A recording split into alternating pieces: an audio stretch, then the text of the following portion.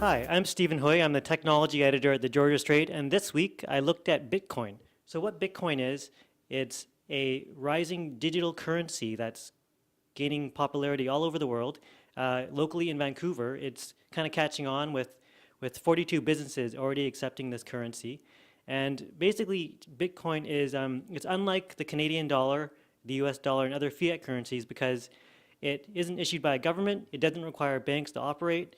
It takes very low fees. You just do it using your phone, your computer, and you can send money to each other. And it's almost anonymous, but not totally anonymous. And what I looked at in my story was how Bitcoin can not only help businesses, but also can help nonprofit organizations like charities. So what it does is it makes it very easy for charities to accept money and as well as to help people donate money in very large or small amounts.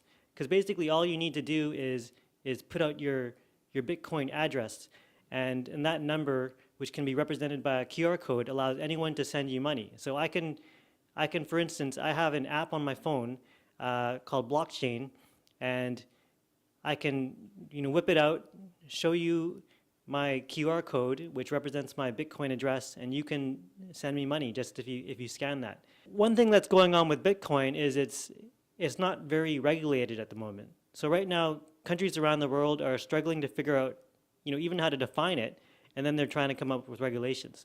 So there was a recent report by the Law Library of Congress in the US that found that only a few countries actually have any rules on the books for this thing, and two of those include Brazil and China. In Canada right now, the Conservative government just said in its budget that it's looking at introducing money laundering and terrorist financing regulations for Bitcoin. Those are two issues that are often thrown around by governments and the media when it comes to Bitcoin. But for people who are into Bitcoin, it's more about just how we can use our money in a different way, how we can move money around without interference by banks and governments, and it's how we can build a new technology platform to do not just money but other things like communications.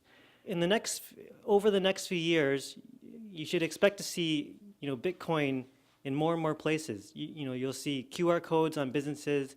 You'll see more people carrying these Bitcoin apps on their phones, and I think it's going to take its place alongside national currencies like the Canadian dollar, the US dollar, and just be another alternative. It's not going to replace them, but it's going to be a major currency in the world in the future.